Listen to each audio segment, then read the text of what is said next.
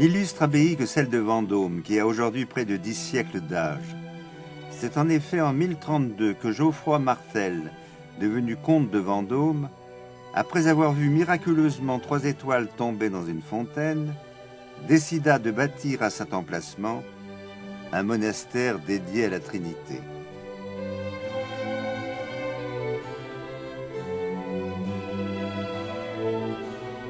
Le portail occidental de l'église est la partie la plus récente. Il est de type flamboyant. Il a été construit au début du XVIe siècle par Jean de Beauce, auteur du clocher neuf de la cathédrale de Chartres. La façade s'organise autour d'un grand gable ciselé. Elle dévoile aux visiteurs, dans une disposition dynamique, un décor d'une grande finesse. Que de contraste avec le clocher édifié sur le côté, qui lui date de l'origine de l'abbaye, c'est-à-dire de l'époque romane. Construit au XIIe siècle, il rivalise d'ingéniosité, passant du plan carré à sa base, à une organisation octogonale à son sommet. Autant la façade de l'église est fine et ajourée, autant ce clocher est massif, opposant la force romane à la grâce du gothique finissant. Mais cette tour n'est plus qu'un vestige oublié par les ans. L'édifice roman a disparu, ébranlé par le temps et ruiné par les incendies. Il n'en reste que le clocher et le transept qui ont été conservés pour des raisons d'économie. Tout le reste, le chœur et la nef, sont gothiques, du plus pur style rayonnant. Mais entrons dans l'église où nous attend le père Brossier. J'ai découvert cette abbatiale de la Trinité, cette prestigieuse abbatiale, quand j'étais tout jeune prêtre, puisque mon premier poste a été ici, en 1966. Et c'est une découverte qui m'a laissé beaucoup d'impression, car à la fois il y a le prestige d'une grande abbatiale, mais il y avait le fameux vitrail de la Vierge, dont je ne me suis jamais lassé, ce vitrail du XIIe siècle. Et puis ce fameux clocher roman qui exprime toute la prière qui monte vers Dieu. Et à chaque fois que je le revois encore aujourd'hui, depuis la grande rue piétonne, il se détache complètement. Et à chaque fois, je me dis quelle expression de la foi merveilleuse.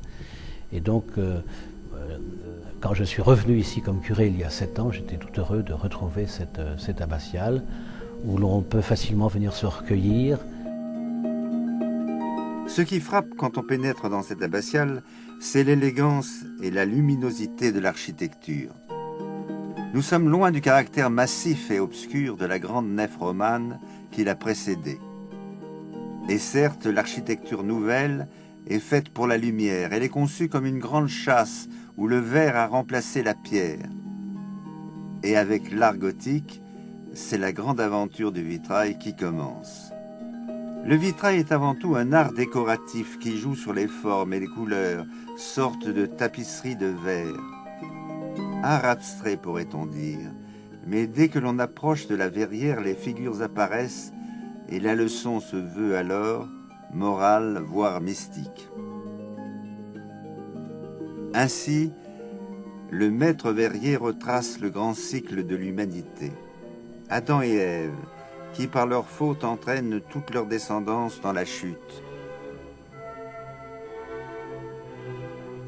Le déluge provoquant la disparition des hommes dans un cataclysme. Abraham, le père de tous les croyants. Enfin Moïse, fondateur avec les tables de la loi de la morale universelle.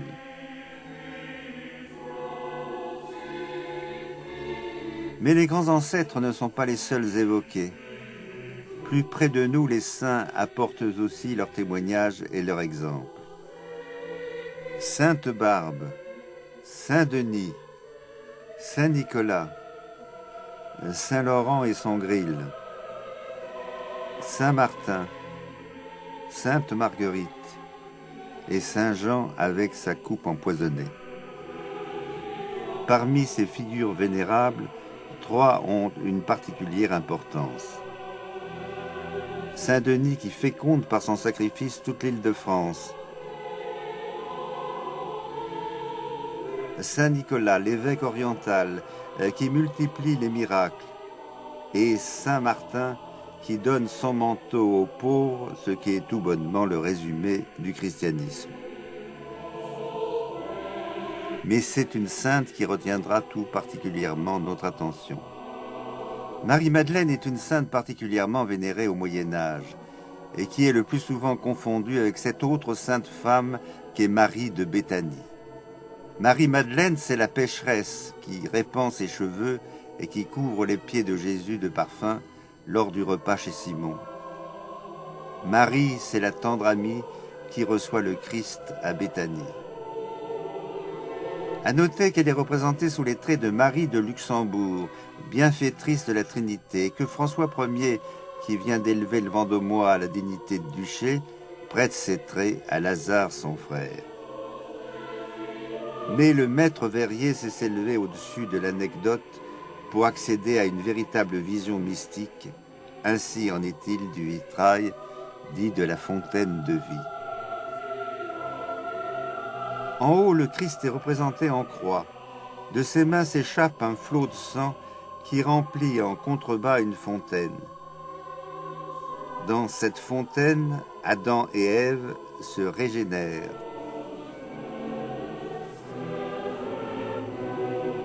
L'église représentée par des petits personnages en contrebas s'abreuve également à cette fontaine sous la protection de Saint-Pierre et de Saint-Paul. Admirons encore la Vierge qui décore la chapelle absidiale. C'est une Vierge très rare du XIIe siècle, contemporaine de la belle verrière de Chartres. À quelques mètres en contrebas, la philosophie est tout autre. Le message prend une tournure plus profane, voire cocasse.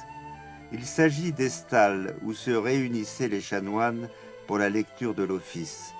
Ces stalles sont décorées de petits tableaux rappelant certains métiers comme le lisseur de peau, le porteur d'eau,